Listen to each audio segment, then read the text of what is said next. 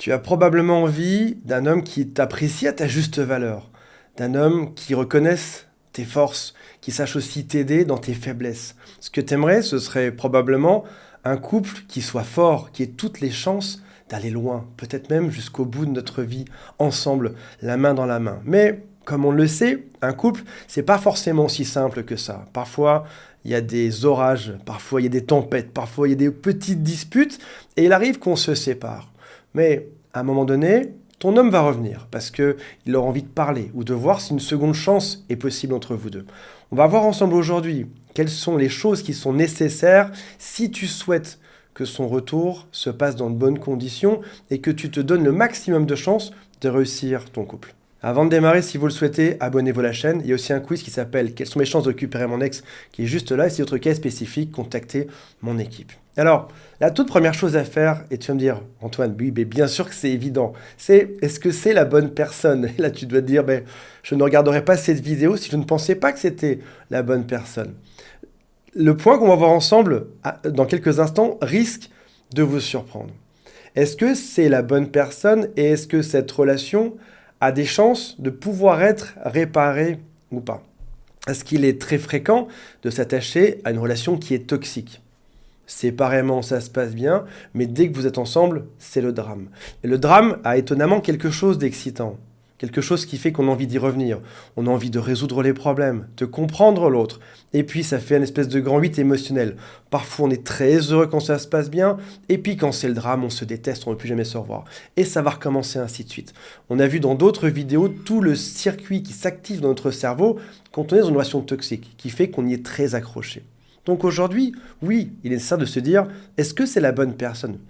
Est-ce que cette personne a les compétences pour aller loin avec moi? Est-ce qu'on est compatible ensemble? Ou est-ce que finalement, je ne me masque pas les yeux depuis des années dans une relation qui n'a jamais réellement fonctionné? Est-ce que je suis amoureux de lui pour les bonnes raisons? Ou pas du tout? Ça peut être aussi parfois la bonne personne, mais au mauvais moment. Vous connaissez ce dicton. L'amour est une question de moment dans la vie. Donc, peut-être que vous avez vécu dernièrement un stress. Par exemple, il y a des choses externes comme des soucis au travail, une maladie, des problèmes avec des proches qui font que ça se passait bien avant et puis temporairement, il y a eu un événement qui vous a séparés. Mais avant, ça se passait bien et après, ça se passera bien aussi probablement. Donc, il est nécessaire de comprendre qu'une grosse connexion avec quelqu'un, une connexion amoureuse, beaucoup de sentiments, ne signifie pas forcément qu'il faut être ensemble. La majorité des couples ne se quittent pas parce qu'ils ne sont plus amoureux. La majorité des couples se quittent parce qu'ils sont amoureux, mais la vie à deux est impossible. La vie à deux est insupportable. Ça ne fonctionne pas. Donc oui, 70% des couples qui se séparent s'aiment toujours énormément. Voyons ensemble, de manière plus concrète, une liste de cas qui seraient positifs, qui vous feraient dire que oui, c'est une personne qui est bien pour moi, notre relation est réparable. On a eu un stress, comme on l'a vu, un stress externe qui a tué notre relation. On a eu un ami qui s'est mêlé de choses qu'il ne regardait pas, qui est venu nous créer une sale ambiance dans le couple. Ou alors un souci avec une maladie, avec son patron, un souci financier, un déménagement, la construction d'une maison, l'arrivée d'un enfant. Un stress qui fait que le couple n'a pas tenu. Mais avant, ça se passait bien. Dans ce cas-là, oui, bien sûr que le couple a des chances de marcher. Ou alors, peut-être que on n'a jamais réellement réussi depuis le début de la relation, c'est une relation qui est plutôt courte, qui est entre 6 mois et 1 an, on n'a jamais réussi à se faire confiance l'un vis-à-vis de l'autre. Et malheureusement, nos inquiétudes n'ont jamais été rassurées. Vous n'avez pas réussi à obtenir la confiance de l'autre, ni à lui donner confiance. Encore une fois, ça peut venir d'une tonne de choses. Ça peut être des amis qui ont dit des choses sur vous, ça peut être un environnement qui est un peu toxique, qui fait que parfois, on n'arrive pas à se faire confiance dès le début. Mais ça peut venir par la suite. Donc dans ce cas-là, on est encore sur un cas qui est positif. Ou alors, encore une fois, un problème d'entourage. Ou alors, son ex était trop présent, soit physiquement trop présent dans votre couple, il passait des soirées chez vous, vous alliez chez lui, ou alors peut-être psychologiquement. Tu étais avec un homme qui parlait beaucoup de son ex. Et apparemment, quelque chose n'était pas résolu dans ce type de relation. Ou alors peut-être que tu n'as jamais réussi à t'ouvrir précédemment et que cette rupture t'a ouvert les yeux. Donc tu te dis, c'est bon, je dois m'ouvrir à cette personne, je dois enfin oser me confier. On peut penser à tort que dans un couple, on se livre immédiatement. On va tout donner à l'autre parce qu'on est amoureux. C'est pas le cas. L'amour peut faire souffrir et dans ce cas-là, si on a cette peur de souffrir, on aura du mal à s'ouvrir. Si, la chose la plus étonnante, c'est ça, c'est tu rencontres un homme ou une femme parfaite et tu te dis c'est tellement beau, c'est tellement parfait, j'ai tellement mon cœur qui va exploser de bonheur quand je suis près de cette personne que j'ai peur de m'ouvrir parce que si jamais je me laissais aller à tomber amoureux de cette personne, alors je pourrais souffrir par la suite. Si je monte trop haut, la chute va être incroyable et va être trop dure pour moi. Donc oui, parfois, en début de relation, on n'arrive pas à s'ouvrir et ça peut se corriger. Quand ton homme revient, il faut que tu fasses le point, se dire, voilà, la chose qui fait que ça n'a pas fonctionné entre nous, c'est que je n'ai pas réussi à m'ouvrir. Maintenant, j'en suis consciente et je vais avancer par rapport à ça. Ça peut être aussi, parfois, certains comportements, certaines phrases qu'on a dites et qui n'étaient pas appropriées et qu'on peut regretter par la suite. On n'est pas des gens, on n'est pas des personnes qui sont parfaites. On arrive avec notre lot de qualités, notre lot de défauts. Et dans ce cas-là, oui, le cas positif, c'est de se dire on s'est séparés parce que je n'ai pas eu le bon comportement et j'en suis désolé aujourd'hui, mais je sais que notre couple peut aller de l'avant par rapport à ça. Le cycle de l'évolution, de l'intelligence, c'est une action, des remords, une correction et une évolution. L'action, c'est par exemple, je vais dire une phrase qui va faire du mal à la personne en face de moi. Je dîne avec mon meilleur ami et je lui dis une phrase qui lui fait de la peine. Je vois qu'il a une larme ou que ses yeux rougissent ou qu'il est triste. J'ai fait une action et immédiatement, par empathie, j'ai des remords. J'ai rendu malheureux mon ami, je pensais que je lui faisais une blague et que ça le ferait rire, ça ne l'a pas fait rire, donc j'ai des remords. Je me sens mal par rapport à ça. Je culpabilise, je corrige mon action. En gros, je vais comprendre que la prochaine fois, je ne ferai pas de blague à ce sujet. Et donc, j'ai évolué. Je me suis adapté dans cette circonstance à mon ami. Et dans le couple, c'est pareil. Tu peux dire une phrase qui, pour toi, n'a pas beaucoup de sens ou qui n'est pas très grave pour toi. Tu peux lui donner un nom d'oiseau, par exemple, ou tu peux t'énerver en te disant « Oui, mais moi, j'ai été élevé comme ça. Moi, dans ma famille, on s'engueulait. » Parce qu'on est latin, parce qu'on est comme ça, parce qu'on parle avec les mains, on s'engueulait. Et je l'ai fait dans mon couple sans réaliser que l'autre avait une autre éducation, que ça lui faisait de la peine, qu'il pensait que c'était dramatique alors que ça ne l'était pas dans mon cerveau à moi. Du coup, en comprenant ça par empathie, je vais changer ma manière de faire et la prochaine fois, je ne le referai pas. Mais encore une fois, parfois, on comprend trop tard ce genre de choses. L'autre est peut-être parti en mal interprétant notre comportement, et le temps qu'on corrige la chose, il est trop tard, l'autre est parti. Il sera temps, lorsqu'il va revenir, de lui expliquer tout ceci. Maintenant, il y a aussi des cas qui sont négatifs, c'est-à-dire des cas où je fais le bilan et je comprends que ce n'est pas la bonne personne. Comme typiquement, je suis avec un homme qui a toujours eu des relations dramatiques. Je suis avec un homme qui a toujours eu des relations toxiques avec ses ex. Je suis avec un homme qui a une enfance qui était tellement difficile que ça ressurgit sur lui. Il ne veut pas travailler dessus, pas aller voir un psy, pas avancer. Et dans ce cas-là, je ne serai pas sa mère, je ne serai pas son docteur, je ne serai pas sa psychiatre, sa psychologue, ni sa thérapeute. Ce sera à lui de faire le travail parce que ce n'est pas mon rôle de femme d'aller l'aider là-dedans. Les hommes sont très forts pour ça. Ils ont envie que tu prennes tous les rôles, que tu sois la maman des enfants, que tu sois la maîtresse, que tu sois l'amante, que tu sois la cuisinière, que tu sois le docteur quand ils ont un petit bobo, que tu sois la psychologue quand ça va pas. Mais c'est pas ton rôle tout ça. Tu n'es que, ce qui est déjà pas mal, tu n'es que la femme de cet homme. C'est à lui de se prendre en charge et de se gérer. Si aujourd'hui il est dans le déni de tout ça et qu'il te donne tous les rôles et surtout qu'il est détraqué et que tu as besoin de passer beaucoup de temps dessus, t'as pas le temps pour ça. T'as pas le temps et t'as pas envie. Tu veux un homme qui soit déjà bien, heureux dans ses baskets. On est heureux tous les deux et on sera encore plus heureux ensemble. C'est ça un couple. T'as peut-être un doute aussi parce qu'il n'est pas toujours simple de faire le tri là-dedans, de faire la balance. Est-ce qu'il doit revenir dans ma vie parce que j'en crève d'envie? Mais est-ce qu'il n'est pas toxique en même temps? Est-ce que c'est une bonne personne et on a juste eu un moment difficile? Ou est-ce que peut-être que c'est quelqu'un qui a toujours des moments difficiles et je n'ai vu que sa bonne partie au début de la relation, mais aujourd'hui je vois son vrai visage? Ou peut-être pas. Si jamais tu as un doute, prends le temps pour l'écouter. Passe plus de temps à l'écouter qu'à lui parler. Donne-lui tes doutes. Si tu as cette intelligence émotionnelle qui est suffisante, tu peux communiquer, tu peux verbaliser ça. La langue française est merveilleuse, elle comporte énormément de mots, tu peux mettre beaucoup de nuances dans tout ce que tu vas lui dire pour lui exprimer tes doutes, ce que tu as ressenti, pourquoi ça t'a fait de la peine parfois, sans pour autant crier. Deuxième chose à faire quand ton homme revient, c'est ne pas se laisser déborder émotionnellement. C'est quelque chose qui arrive souvent, crise d'hystérie, des pleurs, des cris, des reproches. Et c'est une rancœur qui est profonde. L'autre est parti, on s'est séparés à cause d'une grosse dispute, maintenant tu vas payer. J'ai souffert, en tant que femme, j'ai souffert. Maintenant, tu vas souffrir tout autant que moi. Parce que ce sera un bon test. J'ai eu très mal. Il aura mal également. Je vais la jouer difficile à obtenir. Je vais la jouer princesse. Il va devoir se battre à fond pour me récupérer après tout ce qu'il m'a fait.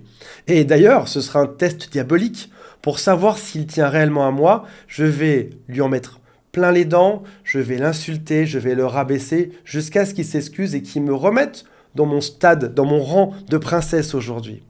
Sauf que là, il y a une grosse erreur.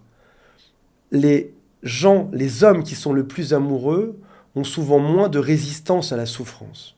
Un homme qui est extrêmement amoureux de toi, ça va lui faire beaucoup de peine quand tu vas l'envoyer promener. Ça va lui faire beaucoup de peine quand tu vas l'insulter. Ça va lui faire beaucoup de peine lorsqu'il va découvrir qu'il doit se battre énormément pour te récupérer. Parce qu'il aura peur de souffrir à nouveau. Donc ça signifie que tu es en train de créer un test où seuls les moins amoureux réussiraient à te récupérer. Un mec qui s'en fiche, il n'en a rien à faire que tu l'insultes. Il n'en a rien à faire de courir pendant des jours, des mois ou des années. Il s'en fiche, il ne ressent rien. Il n'a pas d'émotion par rapport à ça. Tes émotions sont activées par ton cerveau, tout ce que tu ressens, de la peine, de la tristesse, de l'amour. Donc, pas de débordement émotionnel, pas d'hystérie, pas non plus de froideur, pas non plus d'énervement. Au contraire, utilise ton cerveau pour chercher les bons mots, pour établir une communication. Le couple fonctionne parce qu'on communique. Beaucoup de gens te diront que le ciment du couple, c'est les relations intimes. Pas du tout, c'est pas du tout ça, hein. C'est la communication. Oui, bien sûr, les relations intimes, ça fonctionne et ça aide. Troisième point, troisième critère lorsqu'il revient, ne laisse pas ton ennui, ne laisse pas ta libido, ne laisse pas ta peur, ne laisse pas une mauvaise partie de toi prendre le dessus. Qu'est-ce que c'est l'ennui? Je suis seul depuis trop longtemps, je m'ennuie. Toutes mes copines sont en couple, je m'ennuie, j'aimerais bien avoir quelqu'un. Ou alors, j'ai rien d'autre en vue. Sur Tinder, il n'y a rien. Je fréquente personne d'autre. C'est quoi mes chances de rencontrer un mec au rythme où je sors? Je sors jamais. J'aurai jamais personne. Et il y a lui qui arrive. Oui, il a des défauts, mais allez, je m'ennuie tellement que je vais le récupérer. Ça, je vais vous confier quelque chose qui m'est réellement arrivé. Je sors d'une relation dramatique il y a longtemps de ça. Je sors d'une relation qui était un peu dramatique en me disant, soit je continue à me battre pour essayer de comprendre ce qui ne marche pas, pour savoir comment faire pour arranger la chose, soit je laisse tomber et je me dis, on est trop différents. C'est vrai que j'aimais beaucoup cette fille. On était trop différents. Je laisse tomber en un jour. Quelques heures après, je rencontre par hasard, dans une soirée, une femme qui était géniale, avec qui je suis resté de nombreuses années. Si je n'avais pas pris cette décision de lâcher l'affaire, d'abandonner, je serais probablement encore malheureux. Je n'aurais pas rencontré cette femme par la suite. L'homme de ta vie, tu peux le rencontrer dans une semaine, alors peut-être dans 3 mois, peut-être dans une semaine, peut-être même dans une demi-heure, peut-être même dans 10 minutes quand tu sortiras de chez toi, peut-être dans 10 minutes. Est-ce que ça vaut le coup de récupérer ton gros balourd qui t'a fait des problèmes versus se dire peut-être que dans 10 minutes ça va arriver. Mais si c'est pas dans 10, le problème c'est pas toi, c'est peut-être juste que la prochaine opportunité sera dans un jour. Il faut attendre un petit peu. Après ça, il peut aussi y avoir la libido, et c'est bien normal. Aucun homme ne m'a touché depuis des semaines. Il faut que ce soit. Mon ex revient, je lui ai donné sa chance parce qu'à mon avis, ça peut le faire. Oui, bien sûr, mais est-ce que c'est une bonne chose d'aller avoir une relation intime avec son ex juste pour pas être seul? Retourner dans un schéma toxique plutôt qu'encore une fois, louper potentiellement la prochaine bonne personne qui va arriver dans quelques heures ou dans quelques jours. Ça peut être aussi se remettre ensemble par peur.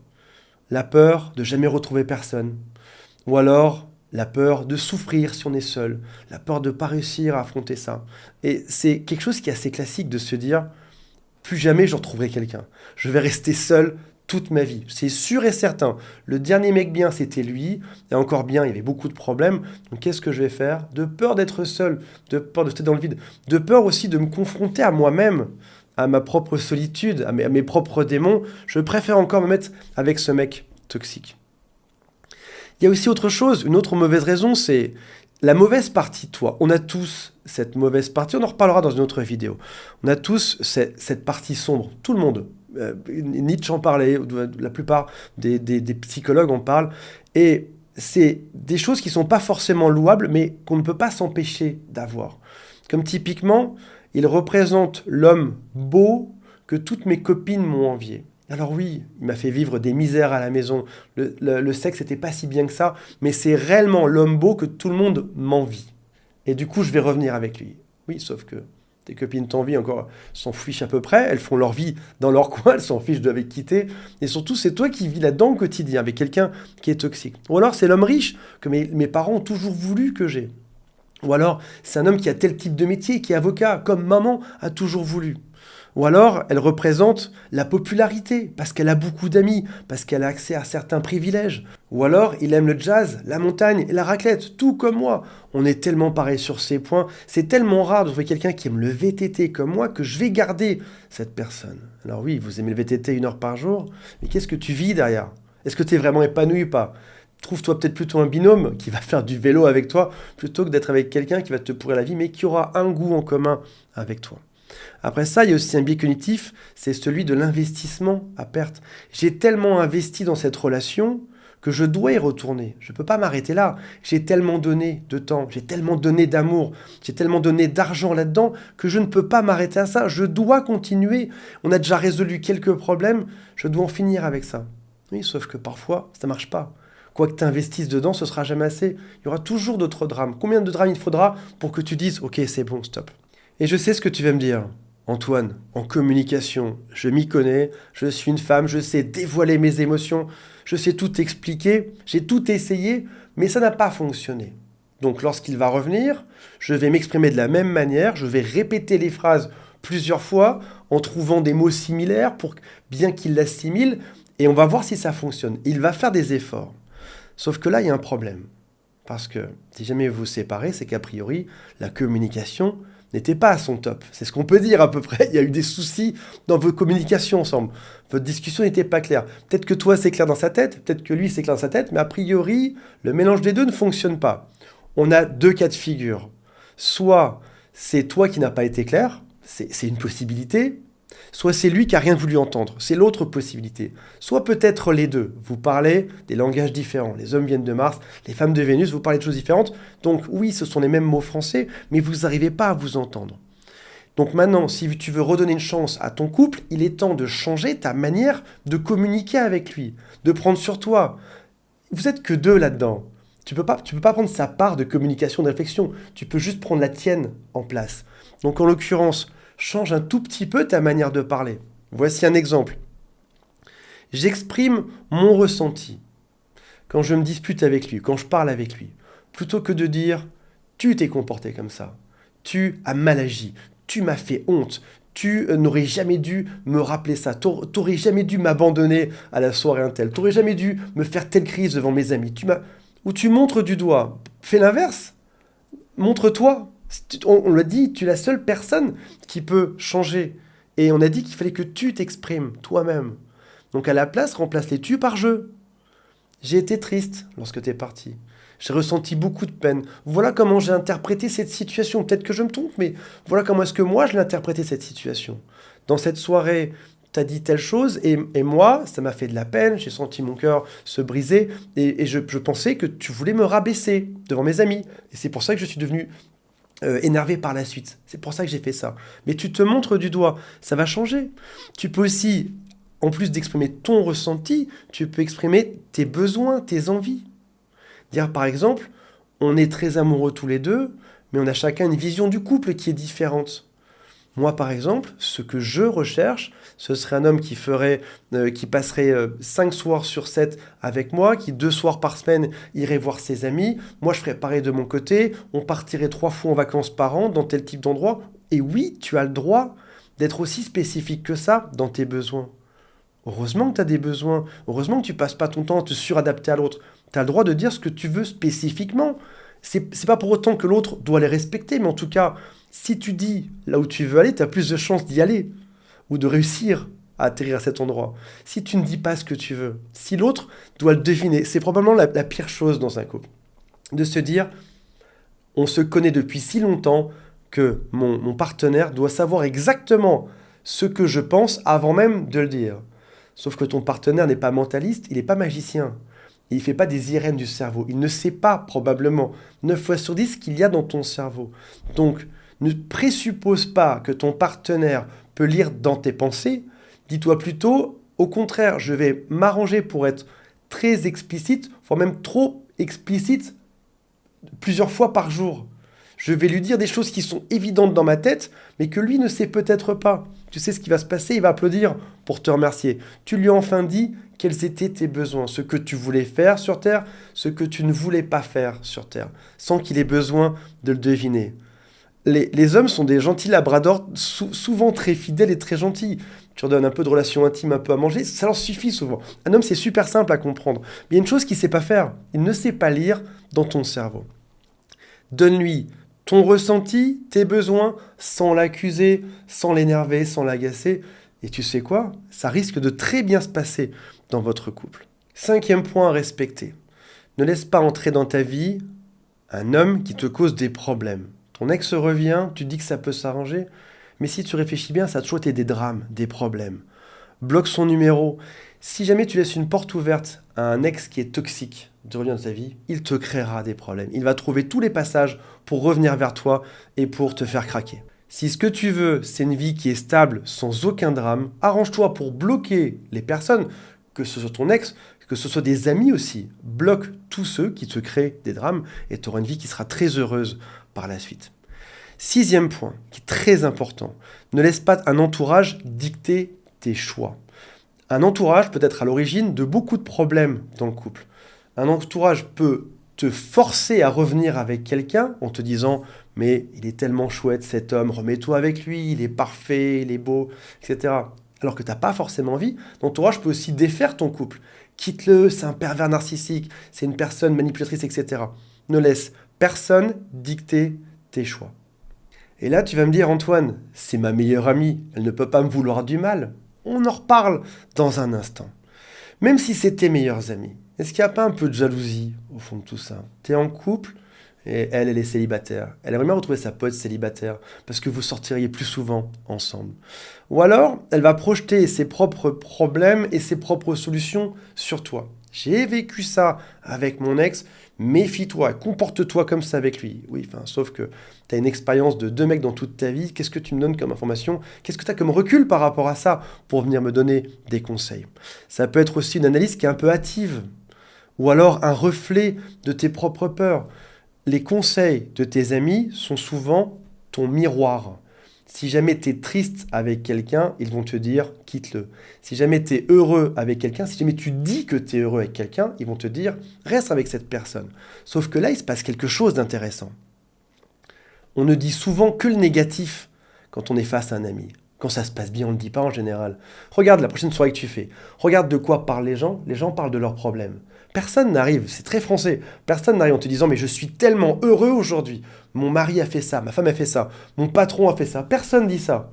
On va plutôt écouter autour de la table, sur les 10, on va écouter celui qui a un gros problème. Et tout le monde sera là pour compatir et pour l'aider. Je ne dis pas que c'est mal, c'est juste, c'est français. Comme ça que ça se passe. On a tendance à dire le négatif. Sauf que là, il se passe 2 choses simultanément. Premièrement, on renforce le négatif en nous. On le dit, on l'écoute, on le ressasse, on le rumine, on focus dessus, on amplifie nous-mêmes déjà le négatif en parlant du négatif. 2e amplification, notre pote va entendre que le négatif. Donc, il a une vision totalement biaisée de notre couple s'il ne sait que le négatif. Qu'est-ce qu'il va te dire? Quitte-le, pars, c'est pas la bonne personne. Et parfois, ton jugement peut même être totalement biaisé. Admettons que tu rencontres 2 amis à qui tu as l'habitude de dire du négatif sur ton copain. Et tes 2 copines vont te dire « mais c'est une évidence, c'est pas un homme qui est fait pour toi, c'est pas la bonne personne, il faut que tu le quittes. C'est un mec qui est atroce, ça, atroce. » Et là, tu es seul, tu penses avoir donné ta vision du couple alors que tu n'as donné que le négatif.